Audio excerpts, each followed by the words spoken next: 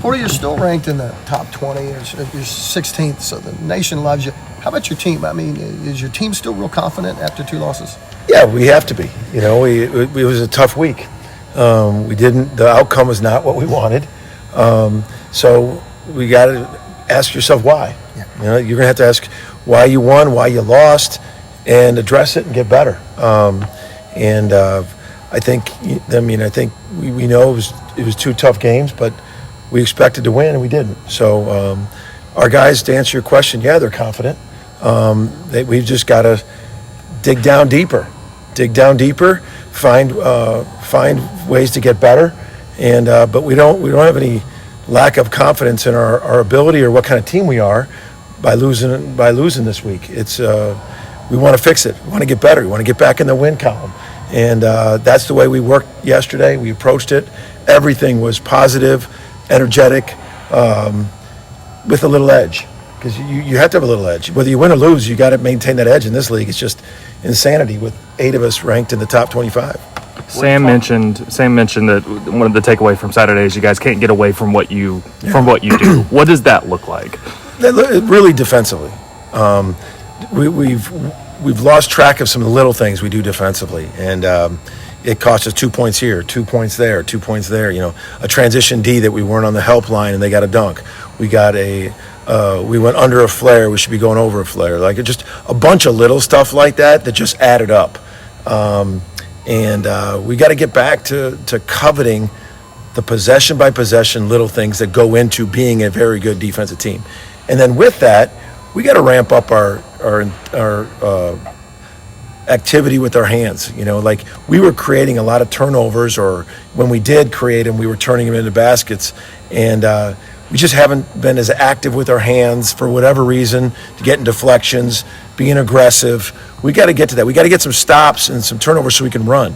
It's not gambling. It's not like gambling defense, but it's just solid at what we do to try to create some aggressiveness and some transition points. You've mentioned toughness a couple of times. How do you bring toughness into practice? Well, the thing about the toughness is almost a mentality of you can't let your offense dictate your defense. And that's what I think toughness is. That toughness is not, you know, hey, you miss a couple shots, or your teammate misses you on a one more pass. You can't let that affect your defense. Nothing can affect your defense. Nothing. That's toughness. You know, we've got to maintain an intensity, possession by possessions, no matter what happens on the offensive end. And we've proven that has been able to help us win games. I do think that has slipped in. I think that's what our guys and what we're talking about as toughness is that. Don't let anything, your shot, a turnover, a bad call, nothing should affect your tenacity, your toughness on defense. Porter, what do you think of Luke's minutes on Saturday? It seemed like he gave you guys some good stuff. He did. You know, obviously you can lean towards him making the 2 shots, but what I liked is even in the first half, he looked comfortable. He looked like the moment wasn't afraid of the moment, and that was the sign that I saw. Because you can sell, like, you know, and I thought he embraced the moment. He dribbled, he went uphill on a DHO, passed it, snapped it, and he just looked like he was ready mentally. And I always say, when your mind's right, your game's right. And when you're aggressive, and then he popped up and hit the 2 shots. So we felt good in the first half. We said at halftime, Luke looked comfortable in that first half. And then he sure as heck came in and hit 2 nice shots for us. So we can build on it.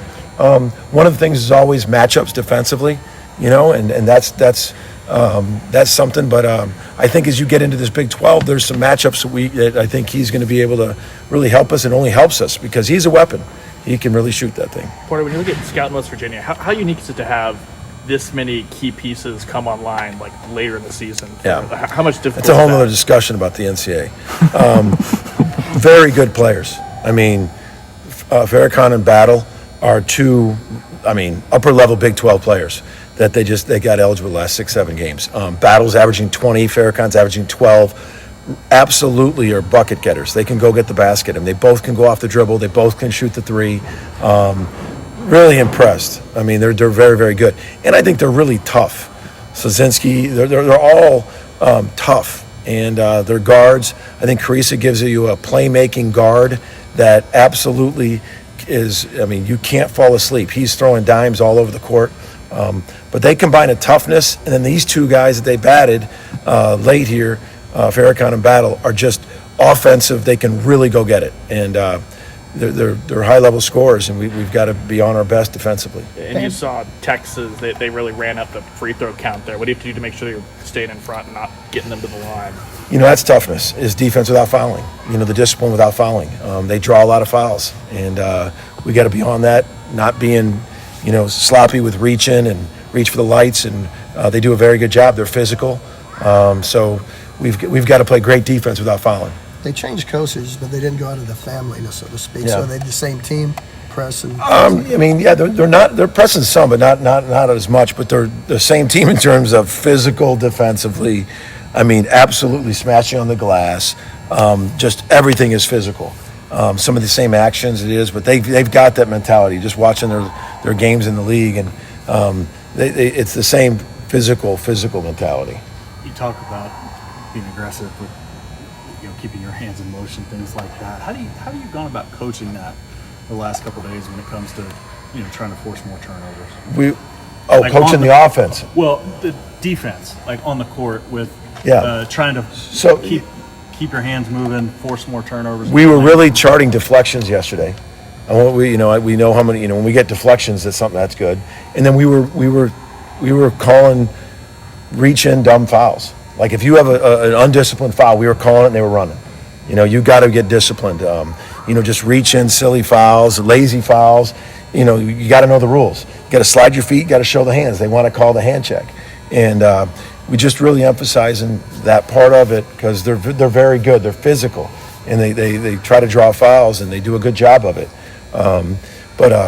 So that's the main thing. And for us, just nothing like changing the script, just getting back to what really, we need to get more stops. Let's just be that. When you can't run if you're not getting stops. And we got to be better defensively and get back to the little things defensively. Students are back. How fun is that going to be to have them in Lloyd Noble? Oh, I'm really excited that the students are back. Sometimes you're playing 3 games during Christmas break without the students. So I know the weather, they got off school today, so they should be nice and rested to come to the game. But, man, I can't wait to see the students and the student body in that student section and all the fans. I hope they come out and, it's a huge game for us, and they make a difference. I know you've talked about it a few times, but in that regard, how do you feel like things have gone as far as building that up? Last game, the Iowa State. We've had some of the biggest student crowds of the year. The Providence game. Iowa State, for no students here being a sellout, it's going in the right direction. They make a difference, and you just got to keep going. There's some good promotional things. I think everybody loves the $2 beers and concessions. So we got $2 beers going. That's got to be a nice little thing. And I try to control what I control. I got hit on social media that there wasn't enough beer stands, so there's going to be more beer stands at the game tomorrow. So people don't have to worry about $2 beers having to wait in line. Hopefully, so just always trying to do what we can do to get the big crowds in the Lloyd Noble.